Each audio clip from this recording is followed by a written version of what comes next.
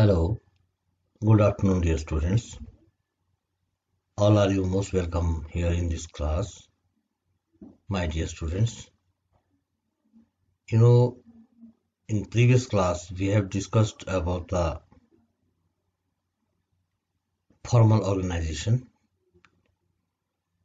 प्यारे विद्यार्थियों, आज की इस कक्षा का विषय रहेगा इनफॉर्मल ऑर्गेनाइजेशन, अनौपचारिक संगठन. An informal organization is basically the social structure of an organization, which focuses on social interaction and relationships between its members. An informal organization can work concurrently with the formal organization, parallel to it, or even against it. प्यारे विद्यार्थियों, अनौपचारिक संगठन informal organisation, इस संगठन का निर्माण संस्था के प्रबंधकों द्वारा नहीं किया जाता. इसे कर्मचारियों के द्वारा स्वयं विकसित किया जाता है. इस संगठन की स्थापना सोच समझकर तथा जानबूझकर नहीं की जाती, बल्कि आपसी संबंधों, रुचियों तथा समान हितों के कारण हो जाती है. इस संगठन का निर्माण संस्था में काम करने वाले व्यक्तियों के प्राकृतिक तथा सामाजिक संबंधों के आधार पर होता है.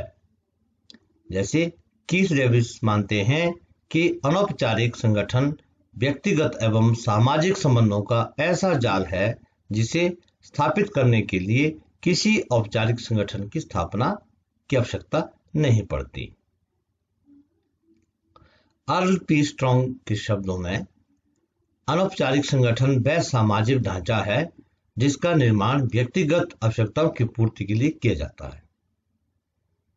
जोसेफ एल मैसी के अनुसार अनौपचारिक संगठन मानवीय अंतःक्रियाओं का वह समूह है जो स्वतः स्वाभाविक तौर से लंबे समय तक साथ रहने से उत्पन्न हो जाता है. जॉर्ज बर्नार्ड शॉ के शब्दों में, ये संगठन अनौपचारिक है जिसमें आपसी संबंध अनजाने में संयुक्त उद्देश्य के लिए स्थापित हो जाते हैं. प्यारे बच्चों, वास्तविक जीवन में ये देखा गया है कि जब एक ही विभाग में काम करने वाले अथवा समान कार्य करने वाले अथवा एक ही भाषा, जाति, धर्म अथवा एक ही स्थान पर रहने वाले व्यक्ति एक लंबे समय तक आपस में मिलते जुलते रहते हैं, तो उनमें स्वतः ही स्वाभाविक रूप से औपचारिक संबंध स्थापित हो जाते हैं, जो बाद में अनौपचारिक संगठन का रूप धारण कर लेते हैं. उपरोक्त अनौपचारिक संगठन की परिभाषाओं से कुछ विशेषताएं उभर कर आती हैं, जो इस प्रकार से हैं. ये संगठन स्वतः उत्पन्न होते हैं, अर्थात इन संगमों का निर्माण अपने आप होता है. ये सामाजिक संगठन होते हैं जिनका निर्माण व्यक्तिगत आवश्यकताओं की पूर्ति के लिए किया जाता है. ये संगठन प्रबंध के प्रत्येक स्तर पर पाए जाते हैं. इन संगठनों में पाए जाने वाले संबंध लोचपूर्ण तथा परिवर्तनशील होते हैं. इन संगठनों की उत्पत्ति आकस्मिक होती है. इनके निर्माण में नियोजन की आवश्यकता नहीं होती. इन संगठनों को चार्टों द्वारा नहीं दिखाया जाता. इन संगठनों का निर्माण आपसी संबंधों, रीति रिवाजों, स्वभावों, विचारों, आदतों आदि के कारण होता है. इन संगठनों के अपने कुछ नियम एवं परंपराएं होती है जो कि लिखित नहीं होती, परंतु फिर भी इनका पालन किया जाता है. प्यारे विद्यार्थियों, ये संगठन औपचारिक संगठनों के पूरक होते हैं और ये संगठन अनिश्चित होते हैं. अब अनौपचारिक संगठन के कुछ लाभ. नंबर 1, मधुर संबंधों की स्थापना. ये संगठन कर्मचारियों में आपसी मधुर संबंधों की स्थापना करने में महत्वपूर्ण योगदान करते हैं. इन संगठनों में सहयोग की भावना प्रबल होती है. नंबर 2, प्रभावी संदेशवहन। इन संगठनों में संदेशवहन प्रणाली काफी कुशल और प्रभावशाली बन जाती है। इनके अंतर्गत संचार की विधि अनौपचारिक रहती है, जिससे स्वतंत्रता पूर्वक विचारों का आदान प्रदान किया जा सकता है। कार्य की संतुष्टि। इन संगठनों में कर्मचारी अपने आप को सम्मानित, सुरक्षित तथा स्वतंत्र महसूस करते हैं, अतः इन्हें कार्य करने की संतुष्टि प्राप्त होती है। प्रबंधकों को सतर्क रहना या करना। ये संगठन प्रबंधकों को अधिक सावधानी से कार्य करने के लिए प्रेरित करते हैं तथा प्रबंधकीय योग्यता की कमियों की पूर्ति करने में बड़े उपयोगी सिद्ध होते हैं। ये प्रबंधकों के कार्यभार में कमी लाते हैं। संस्था के उद्देश्यों को प्राप्त करना।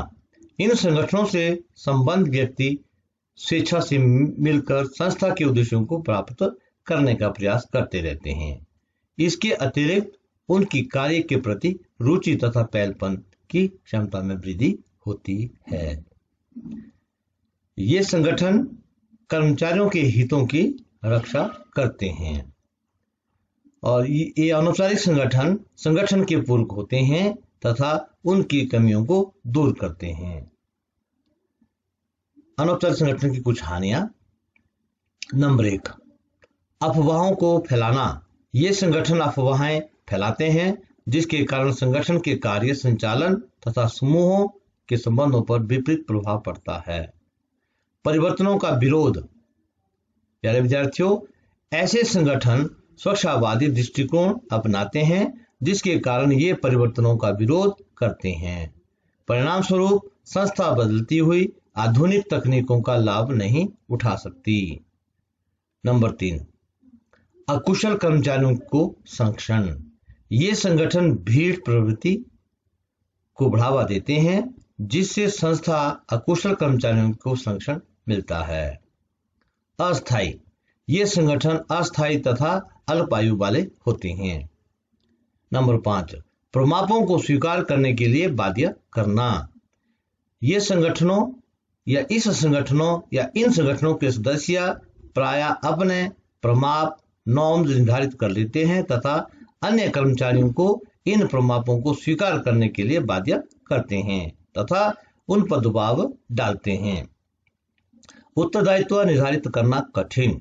इन संगठनों में कार्यों को पूरा न करने पर उत्तरदायित्व निर्धारित करना कठिन होता है, क्योंकि इनमें कार्य पूर्व परिभाषित नहीं होते हैं।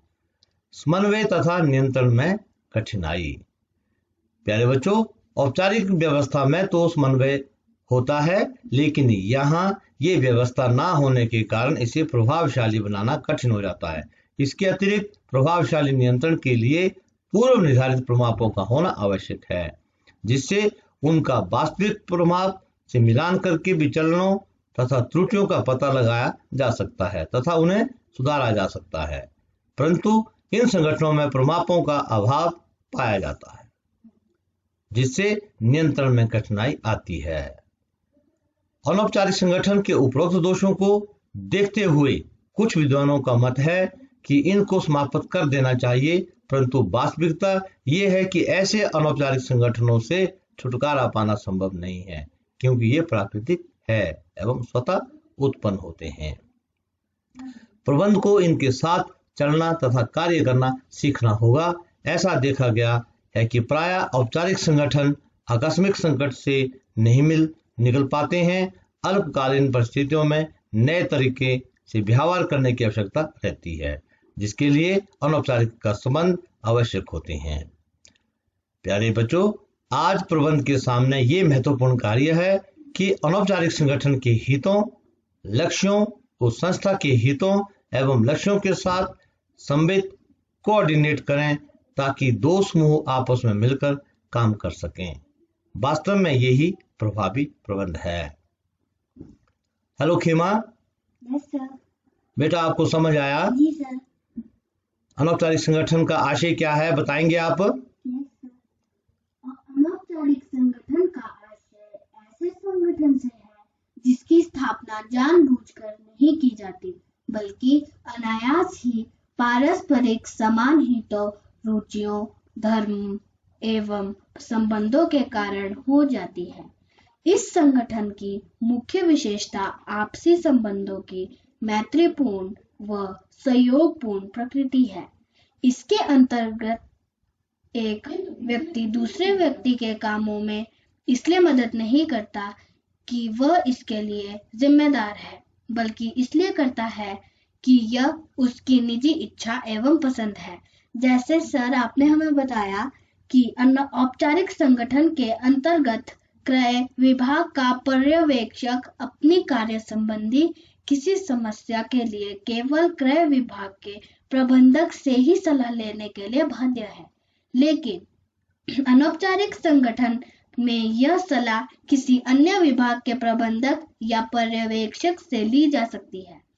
इतना ही नहीं, बल्कि एक पर्यवेक्षक सीधा मुख्य प्रबंधक से भी बातचीत कर सकता है। शाबाश बेटा, बहुत अच्छे, तालियां बजाओ बैठ के लिए। वेरी गुड, शाबाश बेटा। अब हम निष्कर्ष रूप में ये कह सकते हैं, औपचारिक व अनौपचारिक दोनों प्रकार के संगठन प्रत्येक संस्था के लिए आवश्यक हैं। प्रबंध की प्रभावशीलता तथा उद्देश्यों को प्राप्त करने के लिए दोनों प्रकार के संगठनों का एकीकरण बहुत आवश्यक है। तो प्यारे बच्चों, आज की कक्षा यहीं समाप्त करते हैं। अंत में एक क्वेश्चन आपको दे रहा हूँ। Explain in brief advantages of informal organisation. अनौपचारिक संगठन के लाभों का वर्णन करना है। Thanks, stay at home.